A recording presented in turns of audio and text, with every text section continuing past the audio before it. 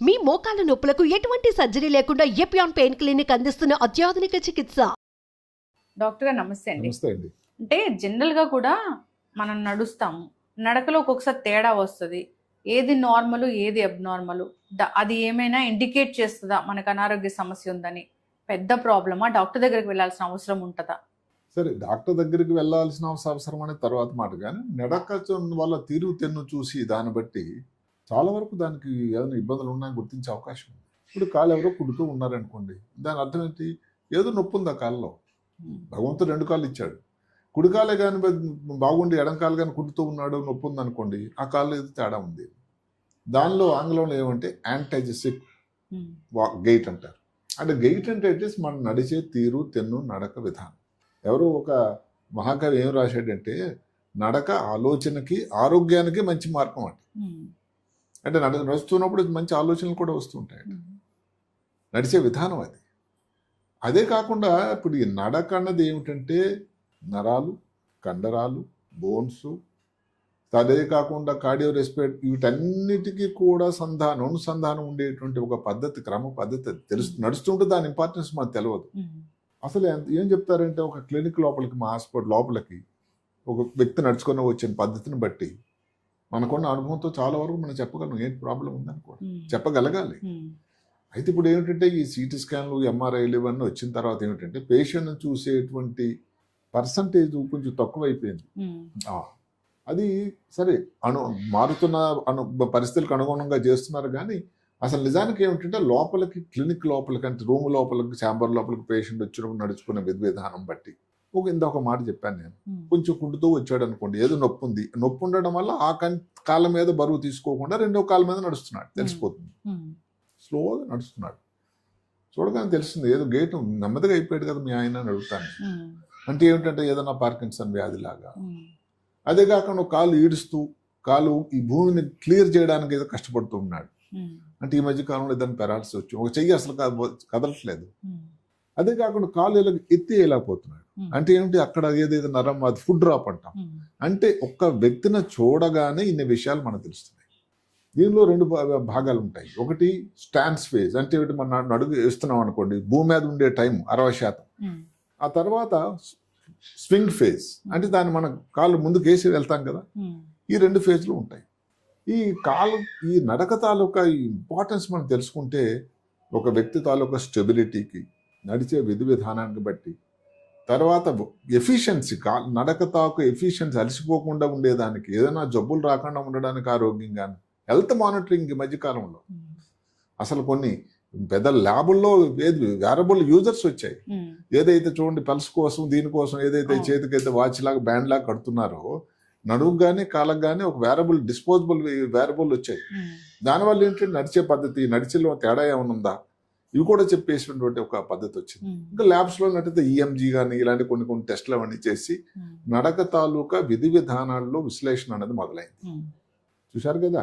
అందువల్ల ఏంటంటే నడక అన్నది ఒక సింపుల్ విషయమే కాకుండా, దానికి కండరాలు కానీ, ఇది వెన్నుపూసలో కానీ, నరాలలో కానీ, వీటన్నిటి తాలూకా మేలు కలయిక. ఇప్పుడు నడకని ఎంతవరకు చెప్తున్నారంటే శాస్త్రజ్ఞులు, బయోమార్కర్ అంటే ఏమిటి? ఇప్పుడు మాటకి ఎవరికైనా కిడ్నీ ప్రాబ్లం వచ్చింది అనుకోండి, దానికి ఏది మనసు క్రియేటిన్ అని ఒక టెస్ట్ చేస్తాం. ఏదైనా ఇన్ఫెక్షన్ వచ్చిందేమో అనుకోండి, సిఆర్పి అని ఒక టెస్ట్ చేస్తాం. షుగర్ ఉందా లేదా, ఉంటే అసలు 3 నెలల యావరేజ్ అని ఉందానికి ఒకటి HbA1c అని టెస్ట్ చేస్తాం. కార్డియాలజీ వాళ్ళు ట్రోపోనిన్ అని టెస్ట్ చేస్తారు, ఏదైనా హార్ట్ అటాక్ ఉందా. ఇలాగ వీటిలో మార్కర్స్ అంటాం, అవి ల్యాబ్ మార్కర్స్. క్లినికల్ బయోమార్కర్ అంటే ఏమిటండి? ఏం ఖర్చు లేకుండా, నొప్పి లేకుండా, చాలా ఈజీగా చేసేటువంటి ఒకే ఒక విశ్లేషణ నడక. ఏ విధంగా చెప్తారంటే, ఒక 2-3 విషయాలు మీరు చూస్తే అసలు అంత గొప్ప ఇంపార్టెంటా అనిపిస్తుంది.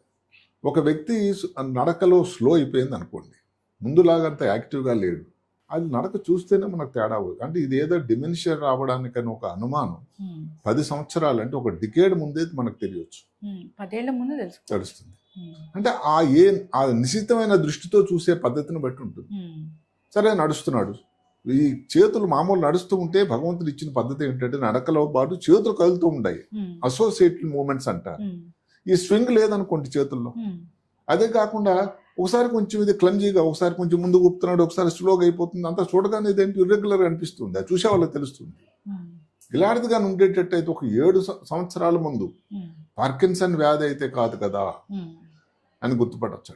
అదే కాకుండా ఏదో వీక్గా అయిపోయినట్టు నడక, అసలు తనంతర పని ఏదైతే ఉదయం లేదు సాయంకాలం వరకు ఏదైతే రిటైర్ అయిపోయినా కానీ తన పనులు ఏదో వాష్రూమ్కి వెళ్ళడం, లేకపోతే చూసుకోవడం, ఎవరి మీద డిపెండ్ అవ్వకుండా ఉండడం, ఏదో షాప్కి వెళ్ళి ఏదో సినిమాలు తెచ్చుకోవడం, బ్యాంక్ పనులు ఏవో చూసుకోవడం, ఇలాంటివి చూసుకోవాలి కదా ఇండిపెండెంట్గా. ఏ వ్యక్తి అయినా కానీ అందులో చేయలేకపోతున్నాడని మనకు అనుమానం వచ్చింది అనుకోండి, అలాంటి వాళ్ళకి మోర్టాలిటీ ఏంటంటే ప్రాణాపాయం చాలా హెచ్చుగా ఉంది. అంటే ఒక్క నడకతో ఇన్ని విషయాలు మనకు తేటతెల్లం అవుతుంటాయి. ఇప్పుడు చిన్నపిల్లలు పెద్దవాళ్ళు ఉన్నారనుకోండి, చిన్న పిల్లలు ఒకటి తెలియగానే మనకు తెలుస్తూ ఉంటుంది. ఏంటిది? ఇప్పుడు సెరిబ్రల్ డైప్లీజియా అంటారు. అంటే ఏమిటి? బ్రెయిన్ లోపల ఏదైతే ఈ ప్రాంతంలో కాళ్ళను కంట్రోల్ చేసే ప్రాంతంలో కానీ ఇబ్బంది వస్తే రెండు ఇలా సిజరింగ్ గేట్ అనుకొని పిల్లలు నడుస్తూ ఉంటారు, దాన్ని సెరిబ్రల్ డైప్లీజియా అంటే ఇలా అంటే సిజరింగ్ గేట్ అంటారు. రెండు కాళ్ళు ఒక దాని మీద ఒకటి వేసుకొని, అది చూడగానే తెలుసు వీళ్ళకి సెరిబ్రల్ పాలసీ అంటాం, వినుంటాం సెరిబ్రల్ పాలసీ. ఇప్పుడు ఒక చెయ్యి ఒక కాలు కానీ వీక్ అయింది అనుకోండి, అప్పుడు టైట్గా ఇలా నడుస్తూ ఉంటారు, సెరిబ్రల్ హెమిప్లీజియా అంటారు. అదే కాకుండా ఇది నడుస్తూ ఉన్నారు ఇలాగ ఊగిపోయి తడిపోయి సెరిబెల్లారంటే అన్స్టడీ గేట్, అంటే చిన్న మెదడులో ఏదన్నా తేడా ఉందా, కండరాలు తేడా ఉంటుంది, ఇలాగ నడుస్తుంటే బ్యాడ్లింగ్ ఇలా వెడల్పుగా చేసి బ్యాడ్లింగ్ గేట్ అంటారు. అంటే ఒక్క నడక చూసే చిన్నపిల్లల్లో కూడా ఏదన్నా ఇంకేదైనా ఇబ్బంది ఉందా అని అనుమానం వచ్చే అవకాశం ఉంది. పెద్దవాళ్ళు అనుకుంటా చెప్పినట్టుగానే అన్ని ముఖ్యంగా పార్కిన్సన్ వ్యాధి స్లో గేటు, స్టాన్స్ ఏదో నెమ్మది నడవడం, స్లో మూమెంట్స్ అయిపోయినాయి, అసోసియేటెడ్ మూమెంట్స్, ముందుకు ఇలాగ పడిపోతారేమో అన్నట్టుంటే దాన్ని పార్కిన్సన్ గేట్.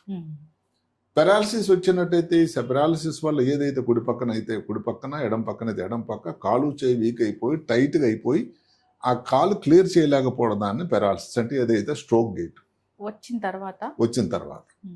అదే కాక అంటే చూడగానే మన రూమ్ రాగానే దానికి డయాగ్నోస్ అయిపోతుంది. పెరాలసిస్ వచ్చే ముందే లక్షణాలు గేట్లో కూడా తేడా ఉన్నా కాడికి గుర్తుపట్టవచ్చు. మూడోది ఏమిటి? కాలు ఇలాగ తీసి ఇలాగ వేస్తున్నాడు అనుకోండి, అంటే దానికి కాలు పాదం ఏదైతే డార్సిఫ్లెక్షన్ మూమెంట్ ఉంటుందో ఆ మూమెంట్లో తేడా రావడం వల్ల నరాల్లో ఏదైనా వీక్నెస్ వల్ల ఏదైనా న్యూరోపతి కానీ లేకపోతే డిస్కులర్ డిజీజ్ ఉన్నా కానీ, నడుములో ఏదైనా యాక్సిడెంట్ ఏదైనా ఇబ్బంది ఉన్నా కూడా ఇలాంటి ఫుడ్ కూడా క్లియర్ చేయలేని పని. పాదం ఇలా తీసి ఇలా ఈ మూమెంట్ ఉండదు, అందువల్ల ఏంటంటే ఎత్తి వేయడం ఇలా ఉంటుంది, ఇలా అవదు ఇది. ఇంకొకటి ఈ సెరిబెల్లం చిన్న మెదడులాగా, అంటే కోఆర్డినేషన్ ఇలాగ ఎదురైపోవడం, ఇది నడుస్తుంటేనే ఒక పక్క తూగిపోవడం, అన్స్టడీ గైట్, దీన్ని చిన్న మెదడు. అట్లా ఏ భాగంలో వచ్చిందని దాన్ని బట్టి కూడా ఈ గైట్ తాలూకు ముఖ్యత మనకు తెలుస్తుంది. గైట్ అన్నది చాలా సింపుల్ది, అసలు ఏమాత్రం ఖర్చు లేనిది, ఇన్ని విధానాలు మనకి చెప్పేటువంటి ఒక గొప్ప అబ్జర్వేషన్ అన్నమాట. అందుకని అసలు ఇంటి దగ్గర వాళ్ళే చెప్తారు, ఈ మధ్య నడక స్లో అయిపోయారండి మా ఆయన, లేకపోతే నడక ఏదో అసలు ముందు తనంత తాను అన్ని హడావుడిగా పనిచేసుకునేవాడు, ఈ మధ్యకాలంలో వెళ్ళలేకపోతున్నాడు, కాలు చేయి వీక్ అయిపోయింది, ఒక్క కాలు ఉక్క ఇచ్చే ముందు కుడికాలు ఏం ప్రాబ్లం లేదు. ఇవన్నిటి కూడా మనకు చూడగానే తెలుస్తాయి. ఇందాక చెప్పినట్టుగా కాళ్ళను నొప్పుంటే ఒక పద్ధతి, పార్కిన్సన్ వ్యాధి అయితే ఒకటి పద్ధతి, పెరాలసిస్ వల్ల తర్వాత వచ్చే పద్ధతి, చిన్న మెదడులో వస్తే ఒక పద్ధతి, ఏదన్నా నరాలలో వీక్నెస్ రావడం వల్ల పాదం ఫుడ్ డ్రాప్ అంటాం, చేయి తాలూకు ప్రాబ్లం వస్తే రిస్ట్ డ్రాప్ అంటాం, కాల్లో వస్తే ఫుడ్ డ్రాప్ అంటాం. అంటే దానివల్ల కాలు లేవదు పాదం, ఈ ప్రాబ్లం ఉన్న వాళ్ళు ఇట్లా అంతే. ఈ మూమెంట్ బాగానే ఉంటుంది, ఈ లేవలేదు, ఎందుకంటే ఈ మూమెంట్ కి సంబంధించినటువంటి నరం డ్యామేజ్ అవ్వడం వల్ల దాని ఈ మూమెంట్ డార్సిఫ్లెక్షన్ అంటారు, దీన్ని ప్లాంటార్ ఫ్లెక్షన్ అంటారు. అది మూమెంట్ రావడం పోవడం లాగా నడకలో తేడా ఉంటుంది. అంటే నిన్న చెప్పినట్టుగానే అంత మంచి బయోసెన్సార్, ఏమాత్రం ఖర్చు లేదు, ఏం ఇంజక్షన్ చేయలేదు. అయితే ఇప్పుడు ఇంకా దాని విశ్లేషణ కోసం దాకా చెప్పినట్టుగా సెన్సర్స్ వచ్చాయి, ల్యాబ్లో అనాలిసిస్ చేస్తున్నారు. మొత్తం మీద ఇంత బ్రహ్మాండమైనటువంటి అబ్జర్వేషన్ అనేది గేట్ అంటే నడక. అందువల్ల నడకను అబ్జర్వ్ చేస్తే వచ్చేటువంటి ఇన్ఫర్మేషన్ అంటే మీరు కండరాలకు సంబంధించింది కానీ, నరాలకు సంబంధించిన కానీ, బ్రెయిన్లో ఏదైనా తేడా ఉన్నది కానీ, వీటన్నిటిని ఆ చూడగానే మనకు తేడా వస్తుంది. బ్రెయిన్లో కూడా చిన్న మెదడు పెద్ద మెదడు ఇంకో గేట్ ఉంది, అది మ్యాగ్నెటిక్ గేట్. అంటే ఏంటంటే అసలు ఒక్కొక్క అడుగు వేస్తూ ఉంటారు, కాలు ఏదైనా ఫెవికాల్ పెట్టి కాలు అతుక్కుపోయినాయి ఆ భూమికి అన్నంత అనుమానం వచ్చే గేట్, దాని పేరు మ్యాగ్నెటిక్ గేట్. అంటే అతుక్కుపోతుంది. అది ఎవరిలో వస్తుంది? బ్రెయిన్ లోపల NPH అని, అంటే నార్మల్ ప్రెషర్ హైడ్రోకెఫలస్ అని ఒక మాట ఉంది. అంటే బ్రెయిన్ కాల గమనాన 60-70 సంవత్సరాలు, 60 కాలు 70 సంవత్సరాలు బ్రెయిన్ తాలూకా సైజ్ చిన్నగా అయిపోతుంది. దానిలో ఈ ఫ్రాంటల్ లోబ్స్ అనేవి బాగా డ్యామేజ్ అవుతాయి. బ్రెయిన్ లోపల వాటర్ కూడా ఎక్కువ వస్తుంది. దానివల్ల ఏంటంటే వాళ్ళు నడకలో తేడా వస్తుంది. నడకలో పెరాలసిస్ ఉండదు. ఎప్పుడొకసారి నడక ఏదో గజిబిజి అయిపోతుంది, స్లో, అతికిపోయినట్టు. దీనిని మ్యాగ్నెటిక్ గైట్ అంటారు, స్టాండ్స్. ఇది చూడగానే తెలుస్తుంది ఇదేమన్నా కానీ ఫ్రంటల్ లోపల అంటే అనుభవం ఉన్న వాళ్ళు రోజు చూసే వాళ్ళకి తెలుస్తుంది. చుట్టాలకు కూడా డెఫినెట్గా ఇది ఏదో గేట్లో తేడా ఉంది, నడక ముందులాగా లేదు. అది ఏమిటి అనుకుని ఎవరో విశ్లేషణ చేసే డాక్టర్కి వదిలేద్దాం. అంటే ఆ మాత్రం దానితో డాక్టర్ దగ్గర తీసుకెళ్తే ముందు జాగ్రత్తగానే డాక్టర్ గారు ఇది నార్మల్ కాదు అని దానికి సంబంధించినటువంటి పరీక్షలు చేయడం. ఇప్పుడు పార్కిన్సన్ వ్యాధి ఉందనుకోండి, దానికోసం ఎంఆర్ఐ లేదా పెట్ స్కాన్ చేస్తాం. పెరాలసిస్ వచ్చిందంటే ఏ భాగంలో వచ్చిందని చూడడానికి ఎంఆర్ఐ చేయాలి. ఈ హై స్టెప్పేజ్ గేట్ ఏదైతే మనం అనుకున్నామో నడుముకి ఎంఆర్ఐ చేయాలి. మామూలు ఎక్స్రే కానీ ఏదైనా చేస్తాం. ఇది ఒక ప్రీ సిమ్టమ్ లాగా అనుకో. ఇది ఒక ప్రీ సిమ్టమ్. అదే దాని అందుకే క్లినికల్ బయోమార్కర్ అంటే మామూలుగా టెస్టులు చేయకుండా చూసిన వెంబటే మన కంటి తాలూకా అబ్జర్వేషన్ తోనే వచ్చేటువంటి ఒక బయోమార్కర్. అంటే ఏది కాబోతుంది అనే ఒక వ్యాధి విశ్లేషణ చేసేటువంటి గొప్ప మార్గం ఇది. కాబట్టి నడక అన్నది, దాని విశ్లేషణ అనేది చాలా చాలా ముఖ్యమైన విషయం. నడకలో ఏదైనా తేడా వచ్చిన బట్టినే దాన్ని అర్థం చేసుకుని, ఇప్పుడు తల్లిదండ్రులు చెప్తారు నడుస్తాడు కానీ 2 కాళ్ళు ఇలా దూరం వేసి నడుస్తాడు అంటే కండరాలు ఏదో తేడా ఉండాలి. అసలు చూడగానే పిల్లలు 2 కాళ్ళు ఇలా లోపల దాని మీద ఒకటి వేసుకుని సిజరింగ్ గేట్ అంటారు. కత్తిరిక ఏదైతే 2 వైపులు ఉంటుందో దానిని సెరిబ్రల్ డైప్లీజియా అంటారు. దాన్ని సెరిబ్రల్ పాలసీ అంటే ఏమిటి, డెలివరీ టైంలోనే తల్లికి బ్రెయిన్ లోపలికి ఆక్సిజన్ సరిగ్గా మోతాదులు అందకపోతే వచ్చేటువంటి ఒక పద్ధతి.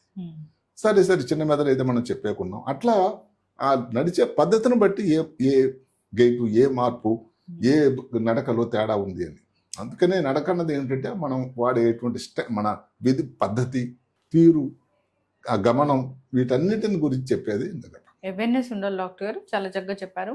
నడక కొద్దిగా తేడా అనిపించినా గమనించుకోవాలి. ఇది కొంచెం అబ్నార్మల్ గానే తెలుసుకోవాలి. నార్మల్గా నడుస్తున్నారంటే నడుస్తున్నారు, ఓకే. ఏదో కొంచెం ఒక అడుగు తేడా పడినా కానీ ఏదో మనకి బాగా ఫాస్ట్ గా నడుస్తున్నాడు ఒక వ్యక్తి ముందు. ఇప్పుడు వారి ఇంటి దగ్గర వ్యక్తులందరికీ పరిచితుడు. ఆయన వెళ్ళాడంటే 5 నిమిషాలు వెళ్ళి షాప్కి వెళ్ళి వచ్చేవాడండి. ఏదో స్లో అయిపోయాడు.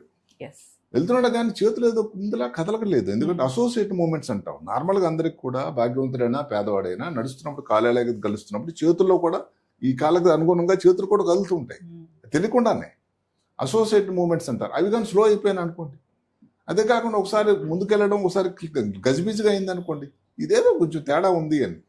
దాని పార్కిన్సన్ వ్యాధిని మీరు ఎవరో డయాగ్నోస్ చేయకపోయినా డెఫినెట్గా ఇదేదో అలాంటి సంబంధం అయింది ఇబ్బంది కానీ డాక్టర్ దగ్గరికి మీరు తీసుకెళ్ళినట్టయితే ఈ రోజుల్లో, ఎందుకంటే భారతదేశంలో 60-65 పైబడిన వ్యక్తులు చాలా ఎక్కువ మంది, 150 మిలియన్లు ఉన్నారట.